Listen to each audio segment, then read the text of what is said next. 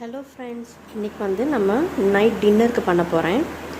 சப்பாத்தி மாவு, அதுக்கப்புறம் அதில் சைட் டிஷ் வந்து மீல் மேக்கர் வச்சு பண்ண போகிறேன். மீல் மேக்கர் கொஞ்சம் டிஃப்ரெண்ட்டாக பண்ண போகிறேன். அதேமாதிரி சப்பாத்தியுமே கொஞ்சம் டிஃப்ரெண்ட்டாக பண்ண போகிறேன். இப்போ ப்ராசஸ்க்குள்ளே போகலாமா? நம்ம வந்து இது ஃபஸ்ட்டு நம்ம பாயில் பண்ணணும். பாயில் பண்ணதுக்கப்புறம் தான் நம்ம ப்ராசஸ் ஆரம்பிக்க முடியும். ஸோ மாவு பிசைகிறதுக்கு முன்னாடி வேக வச்சுருவோம். அதுக்கு தண்ணி கொஞ்சம் லைட்டாக பிடிக்கணும்.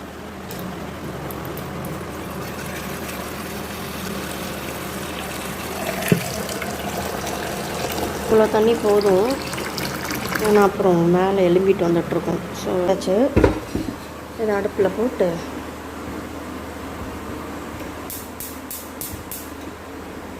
தண்ணி கொஞ்சம் கொதிக்கட்டும்.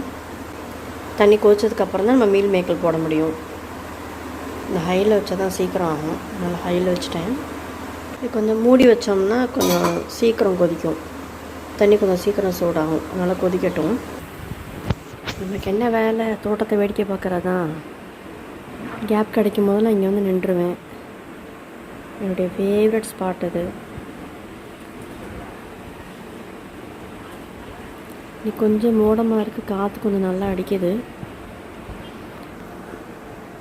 நான் ஃபஸ்ட்டு இருந்த வீட்டெல்லாம் இப்படி கிடையாது. ரொம்ப குட்டியோனாக இருக்கும் கிச்சன். எனக்கு கொஞ்சம் கஷ்டமாக இருக்கும். ஃப்ரெண்ட்ஸ், இப்போ பாருங்கள், நல்லா கொதிச்சிருச்சு. இந்தளவு கொதிச்சா போதும். இப்போ என்ன பண்ணோன்னா, நம்ம ஸ்டவ்வை ஆஃப் பண்ணிடணும். ஆஃப் பண்ணிவிட்டு நான் தனியாக எடுத்து வச்சுருக்கிறேன். அதை அப்படியே உள்ளே போட வேண்டியதுதான். அது அப்படியே நல்லா மூழ்கிடும். அதை வச்சு லைட்டாக தட்டிடுவோம். இது வந்து அப்படியே மூடி வைக்க வேண்டியதுதான். ஒரு 10 மினிட்ஸ் கிட்ட அப்படியே மூடி வச்சிடணும். அப்போ இந்த கேப்பில் இது கொஞ்சம் இதாகட்டும். நம்ம அதுக்குள்ளே நம்ம மாவு பிசைஞ்சிடலாம். இப்போ நம்ம மாவு பிசைய ஆரம்பிச்சிடலாம்.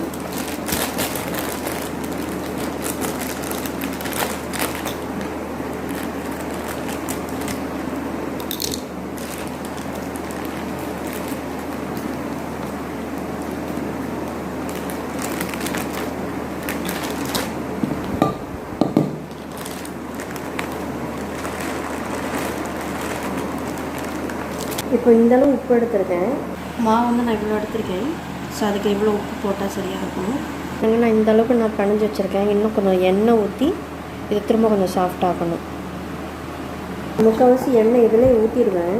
ஏன்னா கொஞ்சம் நான் இப்போது அடுப்பில் போட்டு எடுக்க போகிறதில்ல.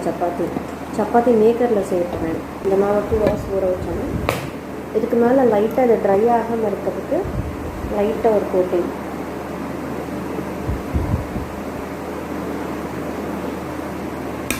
ஒரு 1 ஸ்பூன் அளவு போட்டு நல்லா கோட் பண்ணிட்டோம்னா இப்போ மாவு ரெடி ஆயிடுச்சு. மாவு ரெடி ஆயிடுச்சு. இனி இதை ஊறட்டும். இதை மூடி வச்சு நம்ம ஒரு சைடில் வச்சுருவோம். பாருங்கள், இப்போது நம்ம ஊற வச்சோம்ல, பாருங்கள் எப்படி உப்பிட்டு வந்துடுச்சு பாருங்கள். இது ஓகே, இது போதும். இதை வந்து இதை ஃபில்ட்ரு பண்ணி நம்ம வந்து இதை பிழியணும். பிழிஞ்சு தான் இது மசாலா தடவணும். நம்ம மசாலா தடவினா தான் நம்மளால் அடுத்து ப்ரொசீட் பண்ண முடியும். ஸோ இதை நம்ம ஃபஸ்ட்டு ஃபில்ட்ரு பண்ணிடுவோம். பாருங்கள், எல்லாத்தையும் எடுத்து வச்சுட்டேன். இதில் பயங்கரமாக தண்ணி இருக்கும். இப்போ எனக்கு தொட முடியல, பயங்கர சூடாக இருக்குது. கொஞ்சம் ஆறுனதுக்கு அப்புறம் தான் என்னால் பிழிய முடியும். அதுக்கு நம்ம வெங்காயம் தக்காளியில் அரிஞ்சு வச்சிட்டோம்னா கரெக்டாக இருக்கும். நான் இவ்வளோ வெங்காயம் வாங்கி வச்சுருக்கேன். இவ்வளோ போதும். இது வந்து நான் கையில் வெட்ட மாட்டேன். கையில் வெட்டினா எனக்கு குட்டி குட்டியாக பீசஸ் கிடைக்காது. அதனால் அந்த சாப்பர் வச்சுருக்கேன் நான். இதில் வந்து இதை போட்டுற வேண்டியதான். போட்டுட்டு இதை க்ளோஸ் பண்ணி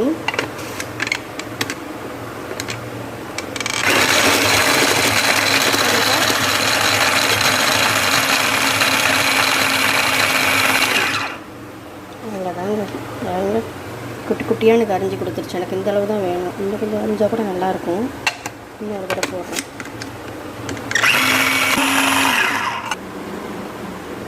இது அழகாக சாப் பண்ணி கொடுத்துரும் எனக்கு. இங்கே பாருங்கள், சூப்பர் ஃபைனாக கட் பண்ணி கொடுத்துருச்சு. இது பேஸ்டாக்காது, கட் பண்ணி கொடுக்கும் நமக்கு. அப்படியே ரிமூவ் பண்ணி இதை அப்படியே ரிமூவ் பண்ண வேண்டியதுதான். ஓரமாக தள்ளிட்டு நம்ம வேலையை ஆரம்பிக்க வேண்டியதுதான். இப்போ தக்காளி கழுவியாச்சு. இப்போ சாப் பண்ண ஆரம்பிக்கணும். எனக்கு இந்த நடுவில் உள்ள அந்த தக்காளி நடுவில் உள்ளது எடுத்துருவேன்.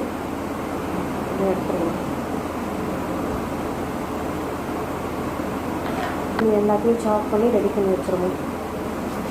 இப்போ வெங்காயம் ரெடி பண்ணி சாப் பண்ணி வச்சாச்சு. அழகாக சூப்பராக குட்டி குட்டியாக கட் பண்ணியாச்சு. சாப் பண்ணியாச்சு. தக்காளியும் கட் பண்ணியாச்சு. கட் பண்ணாலே போதும். அது மாதிரி இஞ்சி பூண்டு பேஸ்ட் நான் எப்போதும் ரெடிமேடாக அரைச்சி வச்சுருப்பேன். அதனால் அதுவும் இருக்குது. இஞ்சி பூண்டு பேஸ்ட்டும் இருக்குது. இனி நம்ம மசாலா அந்த மீல் மேக்கரில் தடவி அதை ஃப்ரை பண்ணிவிட்டு அதுக்கப்புறம் நம்ம கிரேவி பண்ண ஆரம்பிச்சிடலாம். இப்போது நம்ம அந்த மீல் மேக்கரும் கூல்டன் ஆகிடுச்சிங்க. பாருங்கள் தண்ணி எவ்வளோ வருது பாருங்கள். இந்த தண்ணியில் நம்ம தேவையில்லாத தண்ணி. ஸோ நம்ம அது பிள்ளைகளுக்கு முன்னாடி நம்ம இதில் மசாலா ஆட் பண்ண ஆரம்பிச்சிடுவோம். இதுக்கு வந்து நான் ரொம்ப இல்லை, கொஞ்சோண்டு மிளகாய் பொடி,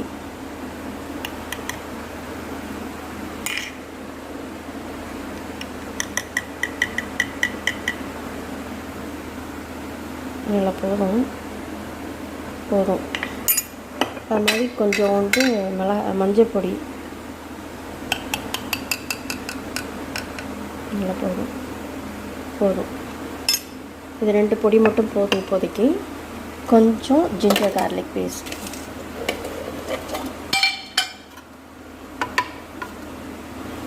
இவ்வளோ போதும். ஏன்னா மசாலையும் நம்ம ஆட் பண்ண போகிறோம். ரொம்ப காரமாகிடுச்சுன்னா குழந்தைங்க சாப்பிட மாட்டாங்க. நான் இவ்வளோ போதும். இதுக்கு ஏற்ற மாதிரி இந்த அளவுக்கு ஏற்ற மாதிரி உப்பு போட போகிறேன். இவ்வளோ போதும். ஏன்னா நம்ம மசாலா போடும் போதும் அதுலேயும் ஆட் பண்ணுவோம். இவ்வளோ போதும். இப்போது இதில் நம்ம கொஞ்சோண்டு தண்ணி இது பண்ணி கொஞ்சம் இது மிக்ஸ் பண்ணி வச்சுப்போம். பாருங்கள், நல்லா ஓரளவுக்கு மிக்ஸ் பண்ணி வச்சுட்டேன். இவ்வளோ போதும். ஆனால் பிழிய வேண்டியதான்.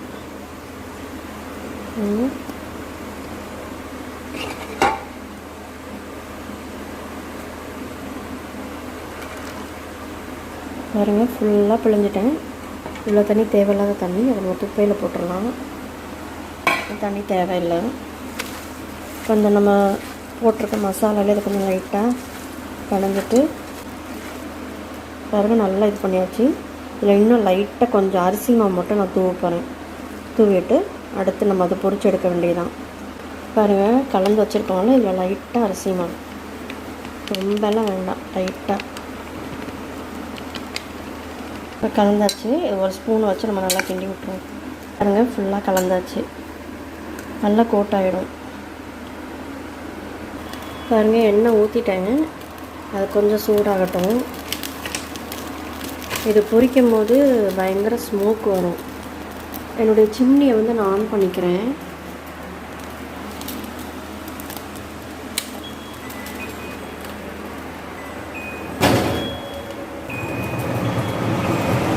கை இது பண்ணாலே அது இதாகிக்கும். இது ஹீட்டெல்லாம் நல்லா அப்சர்வ் பண்ணிட்டு நமக்கு சூடு தெரியாது அவ்வளோவா. அதுதான் மிஷின் சவுண்டு தான் ஃபுல்லாக. நம்ம இது எண்ணெயில் பொரிக்கணும், கண்டிப்பாக அதை ஆன் பண்ணிடுவேன் நான். இந்த சிம்னி நல்லா ஹீட்டாக இருக்கும். நீங்கள் எவ்வளோ புகை எல்லாத்தையும் அப்படியே இழுத்துக்கும். அது அப்படியே அப்சர்வ் பண்ணுவோம். ஹீட் எல்லாத்தையும், அந்த புகை எல்லாத்தையும் அப்சர்வ் பண்ணிக்கும். நமக்கு அவ்வளோ ஹீட்டு தெரியாது. சரி, ஹீட் ஆகிடுச்சு. நம்ம ஒன்றா போட்டு எடுப்போம்.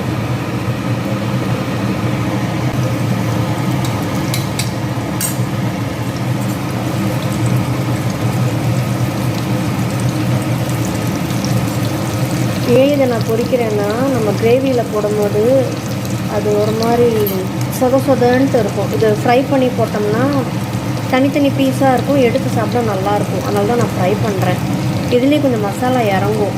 நம்ம அப்படியே நம்ம தூக்கி போட்டு கிரேவி பண்ணோம்னா அந்த மசாலா அவ்வளோ இறங்காது, பச்சையாக சாப்பிட்ற மாதிரி இருக்கும், நல்லா இருக்காது. இது வெறுமனே அப்படியே சாப்பிடலாம். சிக்கன் மாதிரியே இருக்கும் நமக்கு இப்படி பொரிச்சு சாப்பிட்டோம்னா. பாருங்கள், நல்லா ஃப்ரையாக இருக்கும். பாருங்கள், இது அரிசி மாவுலாம் போட்டோம்னால நல்லா கிறிஸ்பியாக இருக்கும். இனி அடுத்து கிரேவியில் போடும்போது இன்னும் நல்லா டேஸ்ட்டு நல்லாயிருக்கும். நான் இப்போ புகையில் நிற்கிறேன். எனக்கு அந்த புகை இதே எனக்கு வரல. ஏன்னா ஃபுல்லாக அப்சர்வ் பண்ணிக்கிட்டேன் சிம்னி. தெரியுதா? ஃபுல்லாக அப்படியே மேலே தான் அப்படியே போகுது புகையெல்லாம். பாருங்கள், ஆஃப் பண்ணிட்டேன். எல்லாத்தையும் பொரிச்சு எடுத்துட்டேன். ஃபஸ்ட்டு இதுக்கு சிம்னிக்கு ஒரு பபாய் சொல்லிவிடுவோமா? பாய். ஆஃப் ஆயிடுச்சா? ஆஃப் ஆயிடுச்சு. பபாய் சொல்லியாச்சு. ஒயிட் சாதத்துக்கு, சாம்பார் சாதத்துக்கு ரொம்ப டேஸ்ட்டாக இருக்கும். அப்படியே போன்லெஸ் சிக்கன் மாதிரியே தான் டேஸ்ட் இருக்கும். செமையாக இருக்கும் இது. இனி இதை வச்சு நம்ம யூஸ் பண்ணி கிரேவி செய்ய ஆரம்பிக்கலாம். இப்போ பாருங்கள், நம்ம சட்டி வச்சாச்சு. நம்ம எண்ணெய் ஊற்றிடலாம். நான் வீட்டில் வந்து கடலை எண்ணெய் தான் யூஸ் பண்ணுவேன். நல்லாயிருக்கும் உடம்புக்கு. இந்தளவு ஊற்றிக்க போதும். தேவைன்னா பின்னாடி யூஸ் பண்ணிக்கலாம். நல்லா பண்ணிவிட்டு ஓகேவா. கடலெண்ணெய் நல்லா வாசமாக இருக்கும், அதனால் கடலெண்ணெய் யூஸ் பண்ணுவேன். இதில் கொஞ்சம் ஸ்பைஸ் எடுத்து வச்சுருக்கேன். ஒன்றும் இல்லை, 2 ஸ்டார் அனீஸ். இதை மராட்டி மொக்குன்னு சொல்லுவாங்களே, அது கொஞ்சம் நல்லாயிருக்கும். அது கொஞ்சம் பட்டை, சும்மா இந்த துண்டு பட்டை போதும். 2-3 கிராம்பு, மராட்டி மொக்கு, அன்னாச்சி பூ. அதுக்குள்ள இவரை ஹீட் ஆகிட்டார் பாருங்க. ஹீட் ஆகிடுச்சு. கொஞ்சம் ஆஃப் பண்ணிவிடுவோம். ரொம்ப ஹீட் ஆகிடுச்சு. சரி, இதை அப்படியே ஆட் பண்ணிவிடுவோமா? இந்த ஹீட்லேயே போதும் அதுக்கு. பாருங்கள், இப்போயே வெடிக்குது. அவ்வளோ ஹீட் ஆகிடுச்சு. இப்போ நம்ம வெங்காயத்தை ஆட் பண்ணிடலாம்.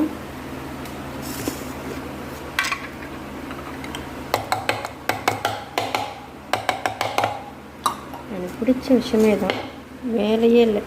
கண்ணீர் வராது, ஒன்றும் வராது. பாருங்கள், சூப்பராக சாப் பண்ணிடுச்சு. இது நான் கொஞ்சம் கை யூஸ் பண்ணணும், அதனால் பாருங்கள். நான் வெங்காயம் ஆட் பண்ணிட்டேன். ஃபஸ்ட்டாக ஆன் பண்ணிக்கிறேன் திருப்பி. எவ்வளோ அழகாக சாப் பண்ணிட்டு பண்ணிட்டீங்களா அந்த சாப்பர். எங்கள் அக்கா ஊருக்கு போயிருந்தப்போ எங்கள் அக்கா கொண்டு வந்தான். நல்லாயிருக்கும் இது. பாருங்கள், நான் ஒரு கஷ்டமும் பண்ணல. இவ்வளோ குட்டி குட்டியாக கட் பண்ணிட்டேன். சூப்பராக கட் பண்ணிச்சு பாருங்கள். இது நல்லா இப்போ ஃப்ரை ஆகணும். ஓரளவுக்கு நல்லா ஃப்ரை ஆனால் தான் நல்லாயிருக்கும். அது ஹையிலே வச்சுக்கலாம், ஒன்றும் பிரச்சனை இல்லை. இது நல்லா ஃப்ரை ஆகட்டும் பார்க்குறோம்.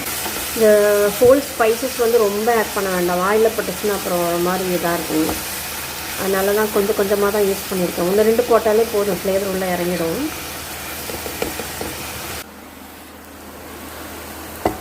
பாருங்கள், வெங்காயம் நல்லா சுருங்கிடுச்சு. இந்த டைமில் வந்து நம்ம இஞ்சி பூண்டு பேஸ்ட் ஆட் பண்ணிக்கலாம்.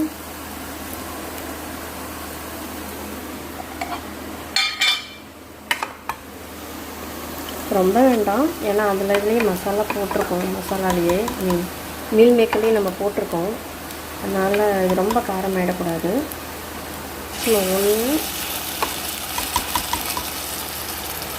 போதும், இவ்வளோ போதும். இதுக்கு மேலே போட்டோம்னா காரம் அடிச்சிடும்.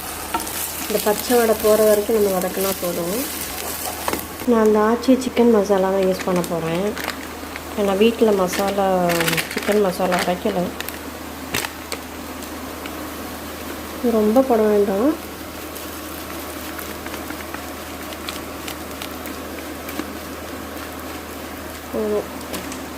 இதுக்கு மேலே போட்டோம்னா காரம் அடிச்சிடும். ஓகே, இது போட்டு கொஞ்சம் லைட்டாக அந்த எண்ணெயில் ஃப்ரை பண்ணணும். எண்ணெயில் லைட்டாக ஃப்ரை பண்ணிட்டோம்னா அந்த பச்சை வடை போயிடும். இப்போ இது கொஞ்சம் ட்ரையாக இருக்குல்ல, இந்த டைமில் தான் நம்ம தக்காளி ஆட் பண்ணணும். கொஞ்சம் தண்ணி படம் கிடைக்கும் அதுக்கு. இந்த தக்காளி நல்லா வதங்கணும். நம்ம தக்காளி தண்ணி விடுறதுக்காட்டி நம்ம என்ன பண்ணணும், சால்ட் ஆட் பண்ணணும். இந்த கிரேவிக்கு ஏற்றின சால்ட் ஆட் பண்ணால் போதும். தேவைன்னா பின்னாடி ஆட் பண்ணிக்கலாம்.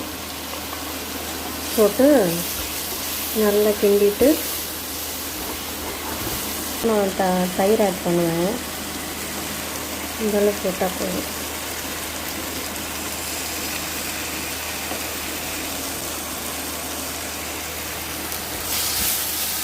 நமக்கு கொஞ்சம் கிரேவியும் கிடைக்கும் தண்ணி ஊற்றினோம்னா.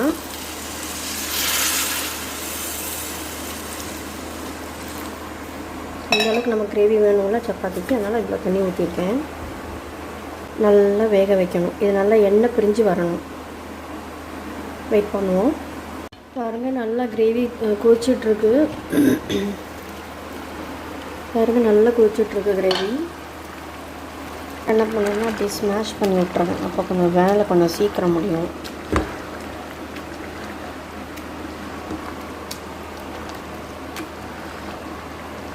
பொட்டேட்டோ ஸ்மாஷ் பண்ணி வச்சு பண்ணோம்னா தக்காளிலாம் சூப்பராக ஸ்மாஷ் ஆகிடும். கொஞ்சம் ஈஸியாக வேகும் சீக்கிரம். இது போதும், கொஞ்சம் திக்னஸ் கிடச்சிருச்சு. இப்போ இந்த டைமில் வந்து நம்ம இதை ஃப்ரை பண்ணி வச்சுருக்கதை ஆட் பண்ண வேண்டியது.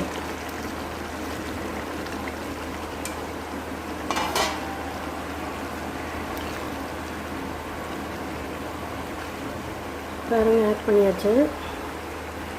அவ்வளோதாங்க, ஃபினிஷ் பண்ணியாச்சு. இதை லைட்டாக கொத்தமல்லி வச்சு கார்னிஷ் பண்ணி விட்டுட்டோம்னா கிரேவி ஓவர். அதில் கொஞ்சம் கார்னிஷ்க்கு கொஞ்சம் கருவேப்பிலையும் கொஞ்சம் கொத்தமல்லியும் எடுத்துருக்கேன்.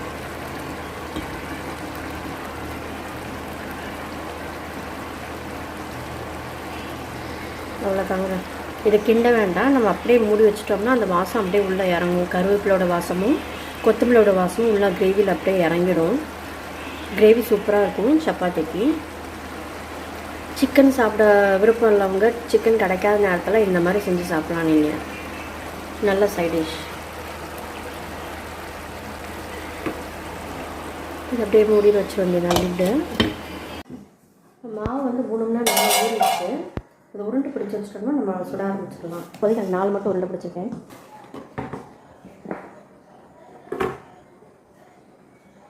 இதுதான் சப்பாத்தி மேக்கர் நான் எப்போதும் வச்சுருக்குது. இது ஃபஸ்ட்டு ஆன் பண்ணிக்கலாம். இது ரொம்ப நல்லாயிருக்கும். பாருங்க, நல்லா ஹீட் ஆகிடுச்சு. இப்போது அந்த ஹீட் நல்லா தெரியல எனக்கு.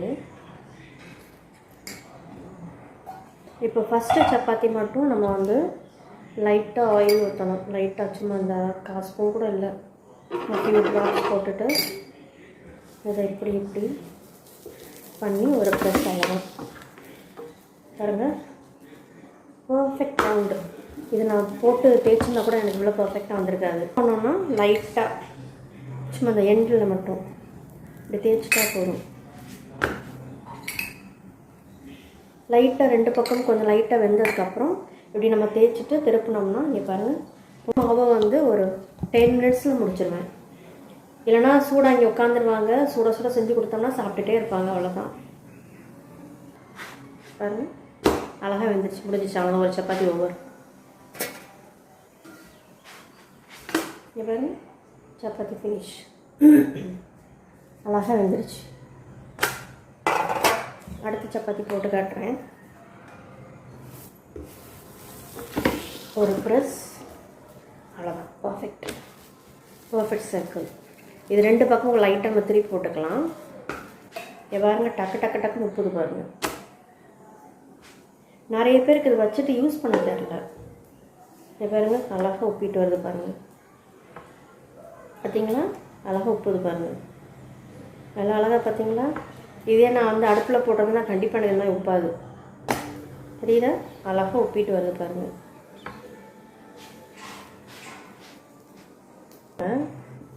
பாருங்கள் எவ்வளோ அழகாக வந்துருக்கு பாருங்கள் சப்பாத்தி. 2 மினிட்ஸில் 2 சப்பாத்தி பண்ணியாச்சு. இதுவே அடுப்புன்னா ரொம்ப கஷ்டம். எனக்கு ரொம்ப கஷ்டம், உங்களுக்கு எப்படின்னு தெரியல, எனக்கு ரொம்ப கஷ்டம். பார்த்தீங்களா, ரொம்ப ஈஸி. ட்ரை பண்ணுங்கள். அதேமாதிரி அந்த கிரேவி வச்சு சாப்பிட்டா சூப்பராக இருக்கும். ட்ரை பண்ணிட்டு எனக்கு கமெண்ட்டில் சொல்லுங்கள். பாய்.